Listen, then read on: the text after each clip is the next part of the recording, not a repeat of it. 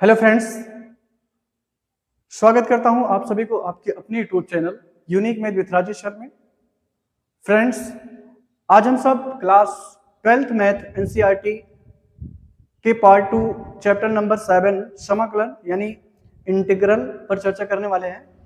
जैसा कि आपको ज्ञात होगा कि इसके पिछले वाली वीडियो में हमने इस प्रश्नावली 7.1 के प्रश्न नंबर 1 से लेकर प्रश्न नंबर 5 तक पर चर्चा किया था। उसमें हमने क्या किया था कि दिए गए फलन को हमने निरीक्षण विधि से समाकलन ज्ञात किया था, एंटी डेरिवेटिव फाइंड करना था। और उम्मीद है आपको वो पांचों प्रश्न जरूर अच्छे से समझ में आए होंगे। और इसी उम्मीद से आज हम इस वीडियो में प्रश्नावली 7.2 के प्रश्न नंबर 6 से आगे के प्रश्नों पर चर्चा जहां तक हो सकेगा उस प्रश्न तक चर्चा करेंगे। और आज की ये वीडियो आपके लिए बेहद इंपॉर्टेंट होने वाली है। सो गाइज, आप इस पूरी वीडियो को कंसंट्रेट होकर जरूर देखें, ठीक है। आज की हमारी ये वीडियो जो है आपके आने वाले बोर्ड एग्जाम को, आपके एजुकेशन को बेहतर से बेहतर बनाएगी, ठीक है। तो चलते हैं, प्रश्न नंबर 6 क्या है, कहता है निम्नलिखित समाकलनों को ज्ञात कीजिए। आप जानते हैं समाकलन का ये साइन होता है, ठीक है, ये समाकलन का चिन्ह होता है, इसको हम समाकलन के को रिप्रेजेंट करते हैं इस साइन से। तो मुझे क्या करना है, इन फलनों के समाकलन ज्ञात करना है। और आपको एक बात और पता होगी कि अगर किसी फलन में दो या दो से अधिक पद हैं तो हम उन पदों को अलग अलग इंटीग्रेट कर सकते हैं, यानी उसका हम जो है अलग अलग इंटीग्रेशन निकाल सकते हैं, समाकलन ज्ञात कर सकते हैं। तो आप देखें कि इस फलन में कितने पद हैं, दो पद हैं, और इस फलन में भी कितने पद हैं, दो पद हैं। तो हम इन दोनों पदों का अलग अलग इंटीग्रेशन फाइंड करेंगे, इसका हम इंटीग्रल फाइंड करेंगे, ठीक है फ्रेंड्स। तो आइए देखते हैं इसको कैसे करेंगे।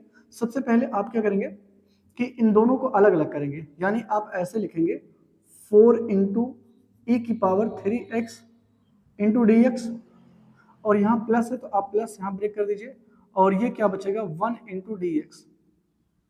ओके, कोई दिक्कत? अब ध्यान रखिए, अगर इंटू के फॉर्म में या डिवाइड के फॉर्म में कोई कांस्टेंट है तो उसको हम बाहर निकाल देंगे, ठीक है। तो ये बाहर निकल जाएगा, 4 इंटू मिलेगा अंदर में e power 3x into d x. और ये आप ध्यान रखिएगा कि अगर हम किसी कांस्टेंट टर्म का, केवल कांस्टेंट टर्म है, अगर उसका हम समाकलन निकालते हैं और तो x के सापेक्ष होगा तो यहाँ x हो जाएगा, अगर ये y के सापेक्ष होगा तो y हो जाएगा, अगर ये t के सापेक्ष होता तो यहाँ t हो जाता। तो फिलहाल हम एक का अगर x के सापेक्ष समाकलन ज्ञात करेंगे तो हो जाएगा 1x, ठीक है। यहाँ देखिए आप लिखा है कि समाकलन 1 इंटू एक्स, यानी एक का जो है मुझे x के सापेक्ष समाकलन ज्ञात करना है, तो 1x हो जाएगा। अगर 2 होता तो 2x हो जाता, 3 होता तो 3x हो जाता। तो किसी भी कांस्टेंट का जो फलन होगा, जिसके रिस्पेक्ट आप करेंगे, जिसके सापेक्ष आप करेंगे, तो उतना x हो जाएगा, या फिर उतना y हो जाएगा, उतना t हो जाएगा। तो यहाँ फिलहाल x है तो यानी x हो जाएगा, और लास्ट में आपने इसका कर लिया तो यहाँ c लगा दीजिए। ओके, अब यहाँ क्या करना है आपको, ये देखिए यहाँ आपको इसको t, आप यहाँ e पावर t का फॉर्मूला जानते हैं, आपने एक फॉर्मूला पढ़ा होगा कि e पावर x का जो समाकलन होता है वो क्या होता है, e पावर x होता है। क्या होता है, e पावर x। लेकिन यहाँ e की पावर 2x 3x 4x नहीं पढ़ा हमने, तो इसी को हम क्या मान लेंगे t, यहाँ से मान लेंगे, थोड़ा सा बढ़ाएंगे, माना t बराबर 3x। अब ध्यान रखिएगा, आपको लिखना पड़ेगा दोनों पक्षों में t के सापेक्ष अवकलन करने पर, x के सापेक्ष कर लीजिए, दोनों पक्षों में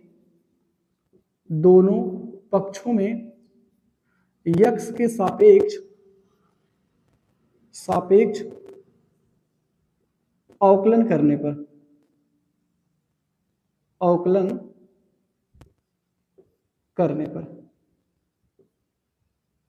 ठीक है। तो अवकलन करेंगे तो अगर ध्यान रखिएगा फ्रेंड्स, जिसके सापेक्ष करेंगे उसमें वो बटे में रहेगा dx। तो अगर हम t का x के सापेक्ष करें तो हो जाएगा dt बाई dx। ओके, अगर ये y का x के सापेक्ष करें तो हो जाता है dy बाई dx।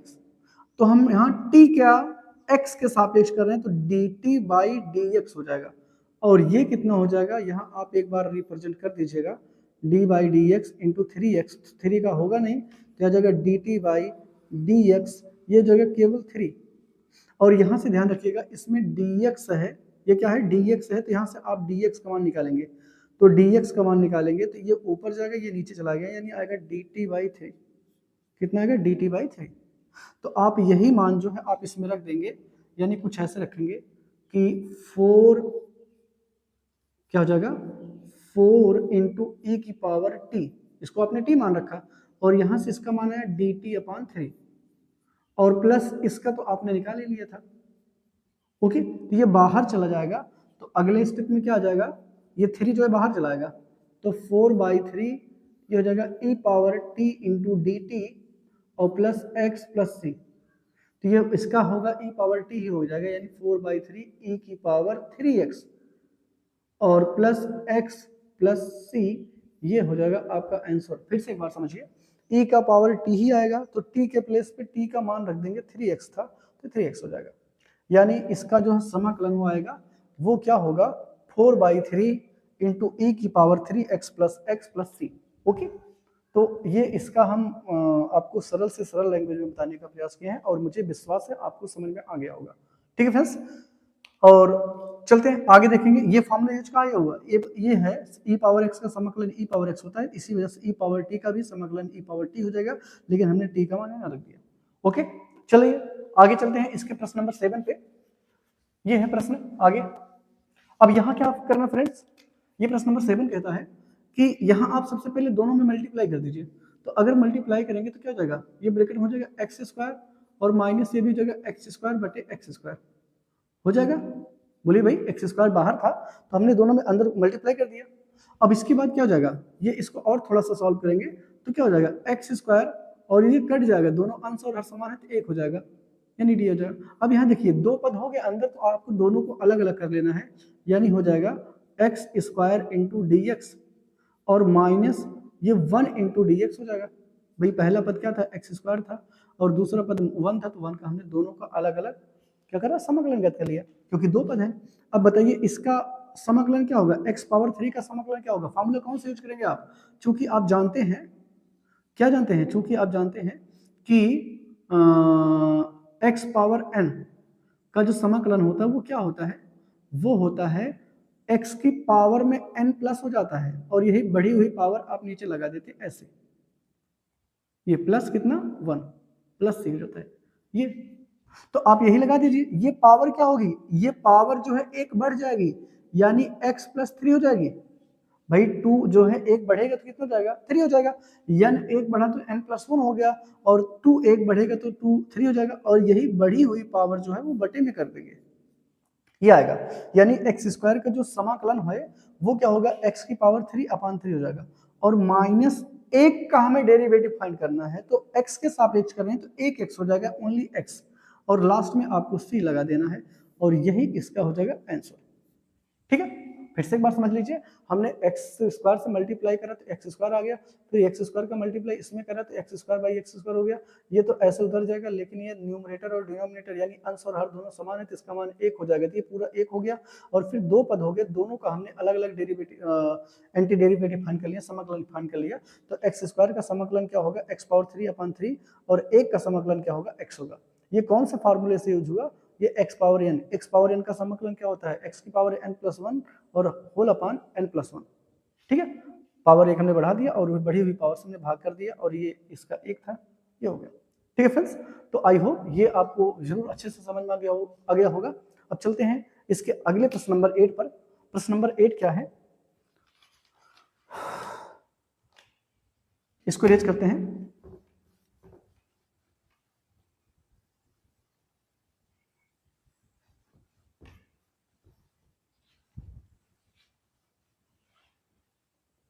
प्रश्न नंबर 8 है,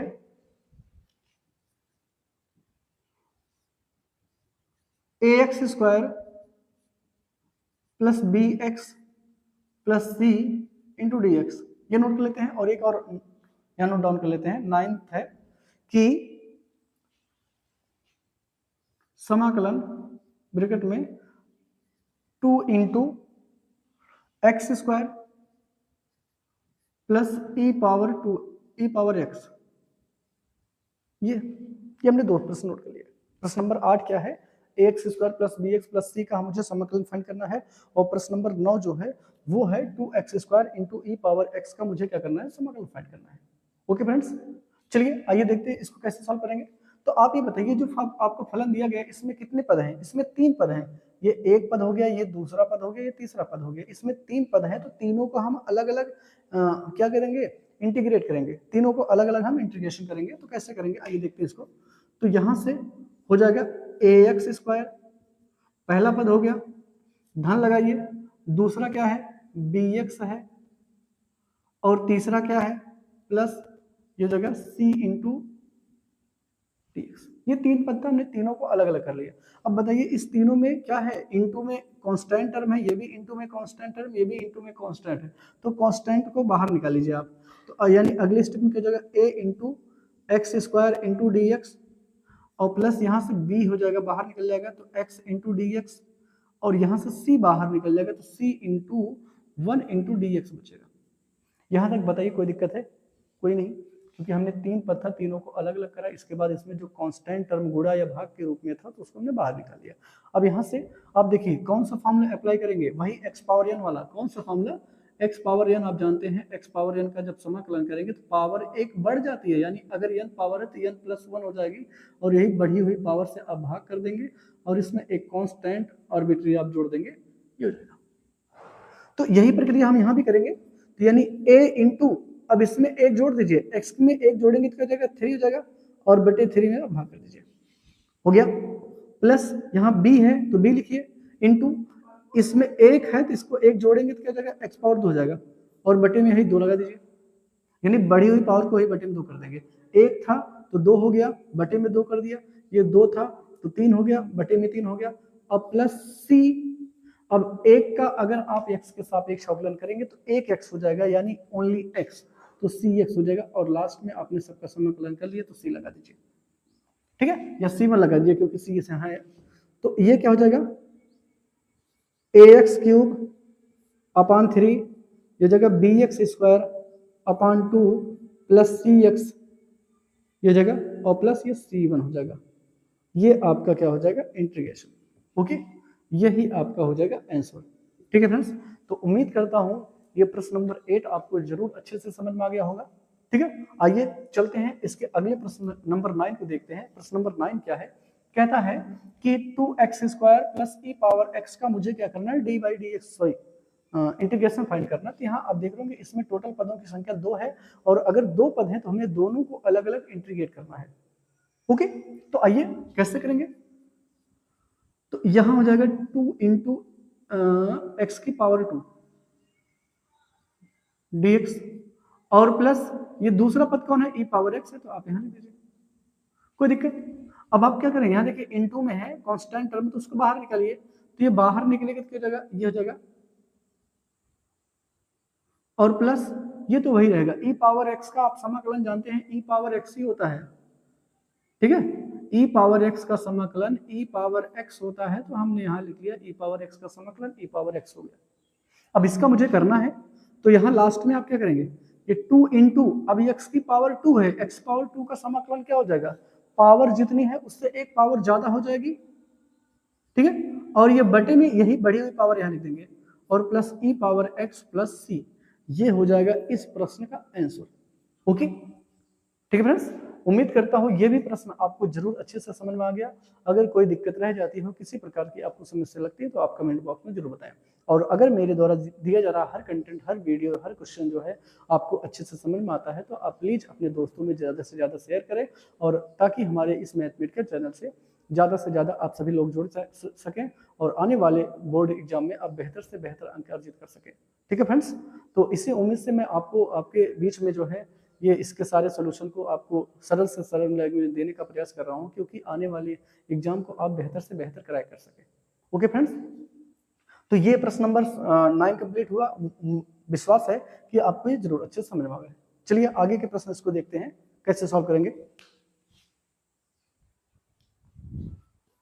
चलिए फ्रेंड्स, आइए देखते हैं 7 पॉइंट का प्रश्न नंबर 10 और 11 देखते हैं, इसको कैसे सॉल्व करेंगे।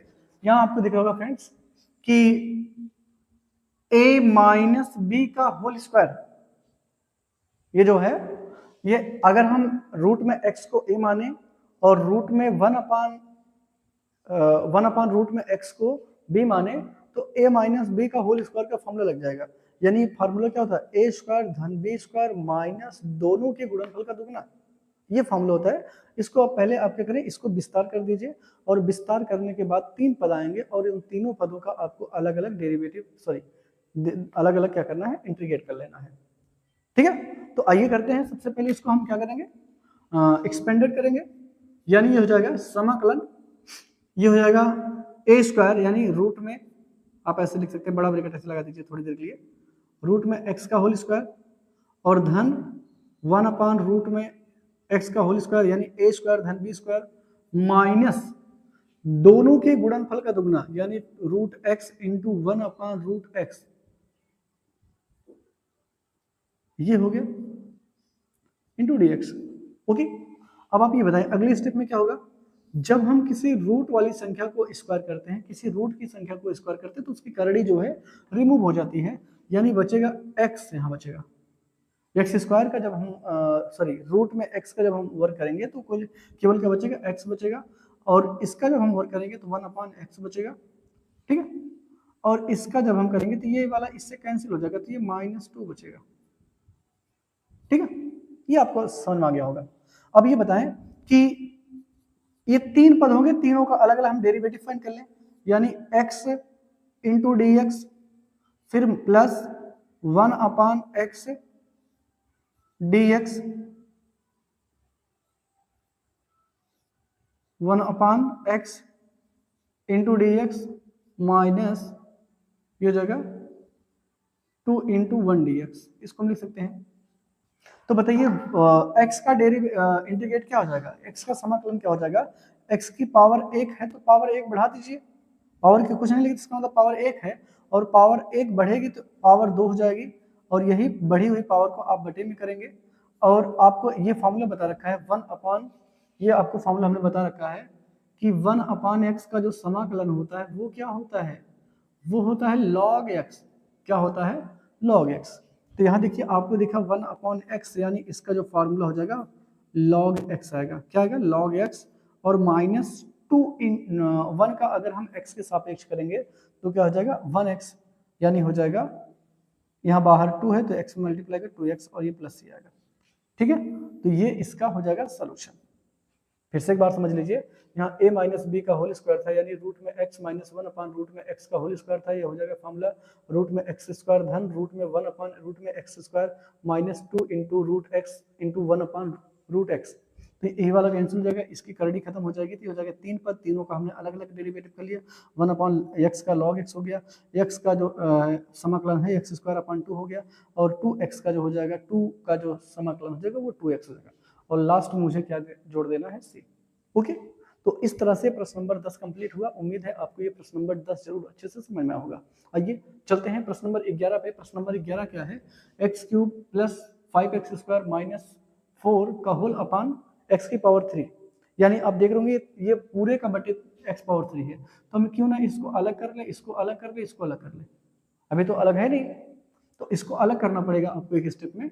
तो कैसे करेंगे, आपको ये तीनों पावर को अलग करना है, यानी x पावर 3 का x पावर 3 जगह अपान, फिर प्लस लगाइए, इसका भी एक बार बटे कर दीजिए, 5x² बटे में कितना x पावर 3 माइनस 4 बटे क्या हो जाएगा x पावर 3। देखिए हमने सबका अलग अलग बटे कर लिया, क्योंकि ये होल अपान 3 था तो इसको हमने अलग अलग कर लिया। एक बार x की पावर x का क्यूब बटे में x क्यूब हो जाएगा, एक बार 5x² का बटे में क्यूब हो जाएगा, एक बार 4 का बटे में क्यूब हो जाएगा, ये हमने कर लिया। अब ये 3 पद में दिए दोनों सेम है, तो यानी इसको एक और सिंपल कर सकते हैं, तो ये क्या हो जाएगा 1 हो जाएगा, और ये कितना हो जाएगा, ये हो जाएगा 5, ये कट जाएगा तो 5 ये x आएगा केवल, क्योंकि भाई पावर 2 है, ये इससे कैंसिल आउट हो जाएगा तो ये x बचेगा, और ये -4 ये ऊपर जाएगा तो पावर इसकी निगेटिव हो जाएगी, ये इस तरह से हो जाएगा। इतनी बात आपको समझ में आएगी नहीं। आगे चलिए, अभी अंदर 3 पद हैं तो तीनों को हम क्या करते हैं अलग अलग समाकलन कर लेंगे, यानी 1 इंटू dx आएगा, और प्लस ये 5 को अगर हम या इस एक स्टेप ले लीजिए बाहर, -4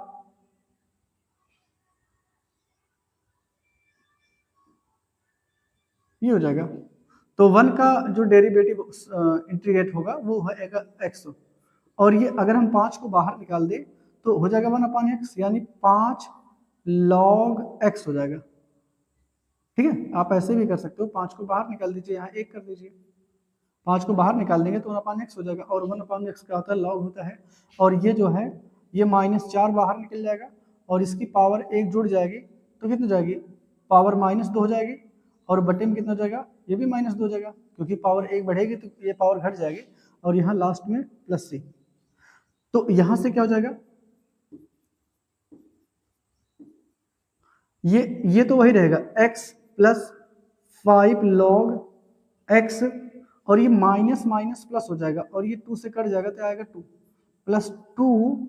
अब ये पावर जो है इसकी नेगेटिव है तो बटे में आएगा प्लस हो जाएगा, ये हो जाएगा, और +c, ये होगा इसका फाइनली आंसर। ओके फ्रेंड्स, तो ये भी प्रश्न उम्मीद है आपको जरूर अच्छे से समझ में आया होगा। ठीक है फ्रेंड्स, और अगर मेरे द्वारा दिया जाना हर कंटेंट आपको समझ में आता है तो आप अपने दोस्तों में ज़्यादा से ज़्यादा शेयर करें, और आप लाइक करें, कमेंट्स करें। ओके फ्रेंड्स, चलते हैं इसके अगले प्रश्न पर। पर्सनली 7.1 का प्रश्न नंबर 12 और 13 देखते हैं, फिर प्रश्न सॉल्व करेंगे। आइए, तो यहां आप देख रहे होंगे क्या है, x³ + 3x + 4 का होल अपन रूट में x है। ठीक है, तो क्यों ना इसको हम क्या करें, इसको अलग अलग बटे में तीनों का कर लें, जो ऊपर ये 3 पद है इनको हम तीनों का बटे में क्या करें, x कर लें, इसको अलग अलग सेपरेट कर लें। तो इसको ऐसा करना आपको, ये हो जाएगा x³ का अपान रूट में x हो जाएगा, प्लस 3x अपान रूट में x हो जाएगा, प्लस 4 अपान में रूट में x। और ये मुझे तीनों को हमने क्या किया, तीनों को बटे में x कर लिया, क्योंकि सबका अपान क्या था, x था। और यहां से अगले स्टेप में क्या करना है, ये x की पावर 3, इसको हम लिख सकते हैं x की पावर हाफ। ठीक है, प्लस ये x की पावर 3x, इसको भी हम लिख सकते हैं x की पावर हाफ, और प्लस 4 अपान x की पावर हाफ। क्यों, क्योंकि आप जानते हैं रूट का मतलब होता है पावर हाफ, पावर 1/2। ठीक है, किसी भी संख्या का अगर रूट में कर दिया तो उसको अगर रूट खत्म करना चाहते हो उसकी पावर हाफ लगा दीजिए तो हो जाएगा उसका मतलब। तो अब ये घटेगा क्योंकि ऊपर जाकर घटेगा। अब बोलिए 3 में से अगर आधा घटेगा, सिंपली आप अपने लैंग्वेज में घटाने का प्रयास कीजिए, क्योंकि आप 12th हैं, आपकी स्टैंडर्ड थोड़ा लेवल है, अच्छी है, तो आप अगर घटाएंगे तो ये दोनों का हर समान है, तो ऊपर जाके घटेगा हाथ में से, 3 में से आधा घटेगा तो कितना बचेगा, 2.5 बचेगा। और 2.5 को क्या लिख सकते हैं, 2.5 किसका आधा होता है, 5 का आधा होता है, यानी ये बचेगा कुछ ऐसे, x की पावर 5/2, 2.5 बचेगा ना। फिर से आप समझे, अगर 3 में से आधा निकाल देंगे तो 2.5 बचेगा, और 2.5 किसका आधा होता है, 5 का आधा, तो 5 के आधे को 5/2 लिखा जा सकता है। ओके, इसको थोड़ा सा बड़ा बना दे, ये हो जाएगा। और प्लस अगर ये 3x है, x में से अगर आप आधा निकाल देंगे तो 1 में से आधा निकालेंगे तो आधा बचेगा, यानी x की पावर 1/2 बचेगा, और फिर ये ऊपर जाके निगेटिव हो जाएगा, ये घटेगा नहीं क्योंकि ऊपर तो है नहीं पावर, ये हो जाएगा। अब तीनों को अलग अलग कर लीजिए, ये हो जाएगा x की पावर 5/2 dx, और प्लस ये 3 बाहर निकाल दीजिए, x की पावर 1/2 dx, ये 4 निकल जाएगा बाहर, x की पावर -1/2। ठीक है, अब ये बताइए, अगर अब यहां से क्या होगा, रूल ये है कि आप उसकी पावर में 1 जोड़ देंगे ना, तो आप अगर यहाँ जोड़ेंगे 1 तो क्या हो जाएगा भाई, 5/2 में अगर आप 1 जोड़ देंगे, 5/2 1 करेंगे तो 5 1 2 1 2 2 7 हो जाएगा, यानी 7/2 आ जाएगा। कितना आएगा, 7/2। तो x की घात 7/2 आएगा, और यही 7/2 आप नीचे भी लिखेंगे।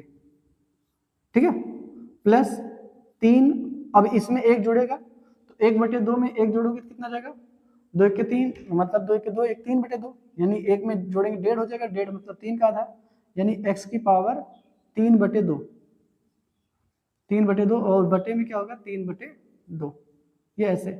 और प्लस ये क्या हो जाएगा, 4 इंटू, अब ये -1 में +1 जुड़ेगा तो x की पावर 1/2 हो जाएगी, और यही बटे 1/2 यहाँ भी हो जाएगा, प्लस क्या हो जाएगा c, इसको एक बार और कर लीजिए, ये बटे का बटे तो उलट जाएगा, यानी 7/2 आएगा, इंटू x की पावर 7/2, प्लस ये ऊपर जाएगा। ठीक है, और ये 3 3 से कट जाएगा, तो यानी हो जाएगा 1/2 इंटू x की पावर 3/2 और ये क्या हो जाएगा, ये ऊपर जाएगा 4 दूनी 8 हो जाएगा, प्लस 8 इंटू एक्स की पावर 1/2, ठीक है, प्लस क्या सी। तो ये आपका हो जाएगा आंसर। ओके, इसको आप थोड़ा सा कॉमन में ले सकते हैं, तो इतना भी छोड़ देंगे तो आपका आंसर हो जाएगा। ओके फ्रेंड्स, तो ये प्रश्न नंबर 12 का जो है वो कैलकुलेशन रहा। आप एक स्टेप सॉल्व कर सकते हैं। चलिए सॉल्व करा देते हैं। अगर x की पावर 1/2 कॉमन लेंगे तो यहाँ क्या बचेगा, यहाँ 7/2 बचेगा, और आधा निकाल दे रहे हैं तो कितना हो जाएगा, x की पावर 3, ठीक है। और यहाँ से क्या बचेगा, यहाँ 1/2, और यहाँ कितना बचेगा, x की पावर x बचेगा, और यहाँ कितना बचेगा, केवल 8 बचेगा। तो इसको ऐसे भी लिखा जा सकता है। ओके, तो ये आंसर आ जाएगा आपका, ठीक है, कोई दिक्कत नहीं है, समझ में आया? चलिए आगे चलते हैं। अब इसको भी क्या करेंगे, यहाँ आप देखिए, पहले इसको गुणनखंड करना है। तो यहाँ आप 4 पद हैं, चारों में से 2-2 का जोड़ा बना के कॉमन लीजिए। इस पहले वाले 2 में कॉमन है x², ठीक है, तो x² कॉमन लेंगे तो यहाँ से बचेगा x - 1, और इसमें कुछ भी कॉमन नहीं तो +1 कॉमन ले लीजिए, तो यहाँ बचेगा x - 1 का होल अपॉन x - 1। फिर से समझिए, ये टोटल कितने पद थे, ऊपर 4 पद थे, 4 पद में 2-2 का जोड़ा बनाएंगे। अगर इसमें इन दोनों में से x² कॉमन लेंगे तो यहाँ x बचेगा, यहाँ 1 बचेगा, तो x - 1, और इन दोनों में कुछ भी कॉमन नहीं है तो ये +1 कॉमन लेंगे तो x - 1 हो जाएगा। अब देखिए ऊपर दिखा 2 बार x - 1, तो x - 1 दोनों में से हम ले लेंगे कॉमन, फिर x² + 1 बचेगा, और नीचे क्या था, x - 1। ओके, ये इससे कैंसिल हो जाएगा, ठीक है। अब क्या बचा, अंदर बचा x² + 1, ठीक है। अब 2 पद है, दोनों को अलग अलग बाहर निकाल लीजिए, दोनों का अलग अलग डेरिवेटिव कर लेंगे, तो इसका तो हो जाएगा x पावर 3/3, क्योंकि आप घात 1 बढ़ाएंगे और वही बढ़ी हुई घात आप नीचे लिखेंगे, और बटे में x आएगा प्लस c जोड़ दीजिए, आंसर, ठीक है। समझ में आया फ्रेंड्स? तो ये इस वीडियो में हमने प्रश्न नंबर 13 तक आपको सरल से सरल लैंग्वेज में आपको हमने बताने का प्रयास किया है, और मुझे विश्वास है आपको समझ में आया भी होगा, ठीक है फ्रेंड्स। और फ्रेंड्स, कहना चाहूँगा, अगर आपने अभी तक चैनल को सब्सक्राइब नहीं किया है, या फिर अभी आप चैनल पर नए हैं, तो आप पहले चैनल को सब्सक्राइब करें, और साथ में आप बेल आइकन को जरूर प्रेस करें, ताकि कोई भी वीडियो अपलोड की जाए तो वीडियो सबसे पहले आप तक पहुँचे, ठीक है फ्रेंड्स। और हमारे द्वारा दिया जा रहा हर कंटेंट, मैथमेटिक्स का हर कंटेंट्स, अब जानते हैं कि इसमें हम 9, 10, 11, 12 के मैथमेटिक्स को सरल लैंग्वेज में स्वयं आपको बताने का प्रयास कर रहा हूँ, और मुझे विश्वास है आपको समझ में अब भी आ रहा होगा। और आपको अगर वीडियो अच्छी लग रही है, मेरे द्वारा दिया जा रहा कंटेंट आपके एजुकेशन में कुछ लाभदायक साबित हो रहा हो, तो आप अपने दोस्तों में ज़्यादा से ज़्यादा जरूर शेयर करें, और लाइक करें, कमेंट करें। ओके फ्रेंड्स, चलते हैं, आज के वीडियो में बस इतना ही। तब तक के लिए धन्यवाद फ्रेंड्स।